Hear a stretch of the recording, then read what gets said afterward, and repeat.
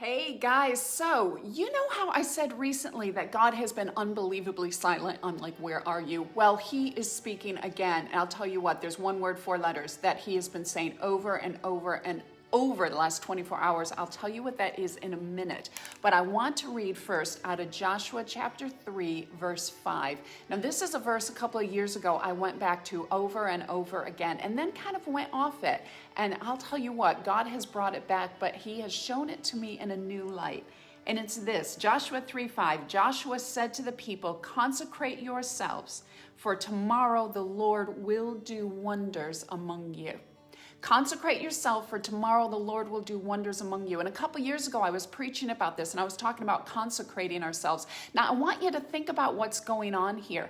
This is right at the beginning of a new season, after they have come out of a season of grieving, after they have left a season of a lot of people dying.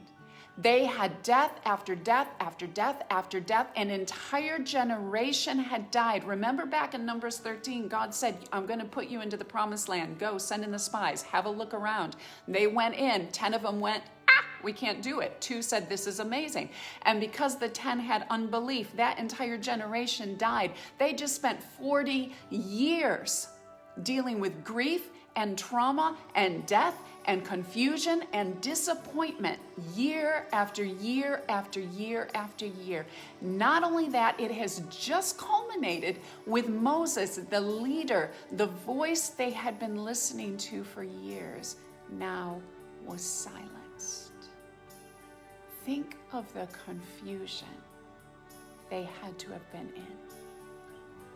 But the confusion was also matched with expectation, because this generation knew that once one had silenced, another was about to speak.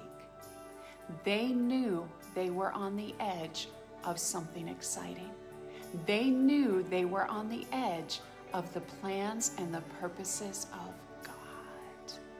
And right in the middle of this is when God says, consecrate yourselves. For tomorrow, well, Joshua says for God, consecrate yourselves. Tomorrow, the Lord will do wonders among you. Now, this is the word that God has spoke. Yesterday, it went off in my spirit. Honestly, I thought about it all during the night. He was speaking about it. This morning, he was speaking about it. And it was the word edit. I know it doesn't sound terribly exciting, but work with me here. Edit. And this morning, this is what he said, and I wrote it down word for word. What needs to be edited? He wants us to think through what needs to be edited before a season of wonder.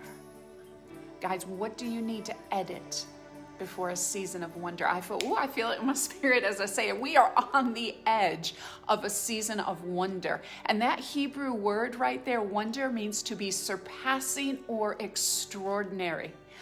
I wish I were preaching right now, because I'd be stomping my feet, because we are on the edge of something that is surpassing and extraordinary. And God is saying, I need you to edit something out before you step into that. I need you to remove something so that you are ready to see, to think, to hear, to speak, and to receive what is surpassing and what is extraordinary. But there are minor things that are blocking that, and they need to be removed. It made me think of my books. You know, when I'm writing books, you guys, there's some incredible sentences that nobody's ever going to read because they had to be edited. They weren't bad, but they didn't fit.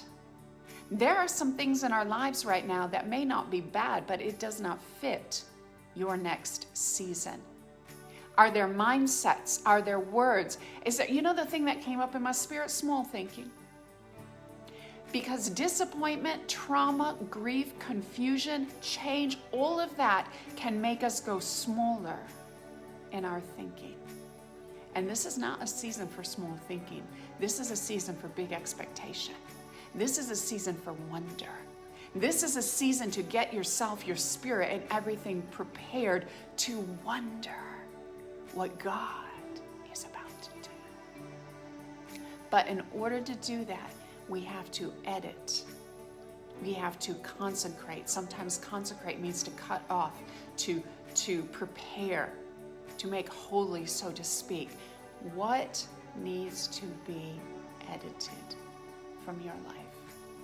Maybe there are relationships, friendships, that they were okay for last season, but they're not going where you're going in your new season, because you have got a faith and a wonder and excitement to believe for what God is going to do.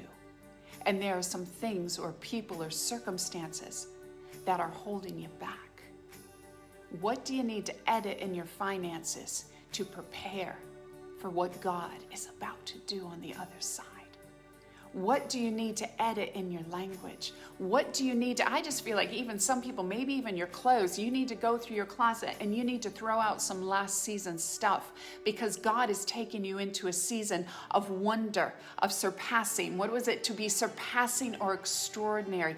And he's saying, I need you to edit something out of that closet to prepare for what I'm taking you into. What needs to be edited and removed? To edit, it's not always something bad. It's just something that's no longer necessary. So what's no longer necessary? You guys, we're not going for perfection. Books aren't edited for perfection. They're edited to be prepared for distribution. And you're being prepared right now to go into a promised land. The clue is in the word promise. There are promises that God is about to take off the shelf. And he is saying, now is the season. Get ready. Edit out what needs to be edited. Get your expectation back to the God of wonder. He's the God of wonder. I want to see the God of wonder do miracles.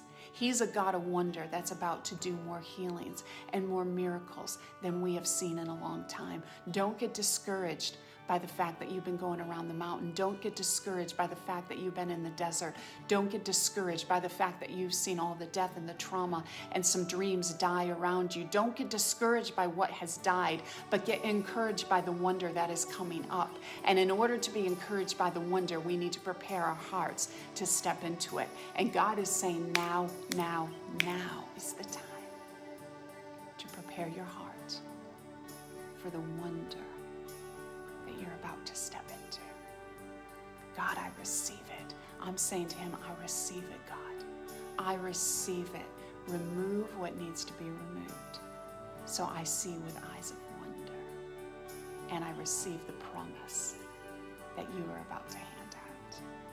I hope that encourages somebody today. I hope that speaks to you. Go back and read Joshua chapter 3. Go back and read Joshua 3:5 and say to God, God, what wonders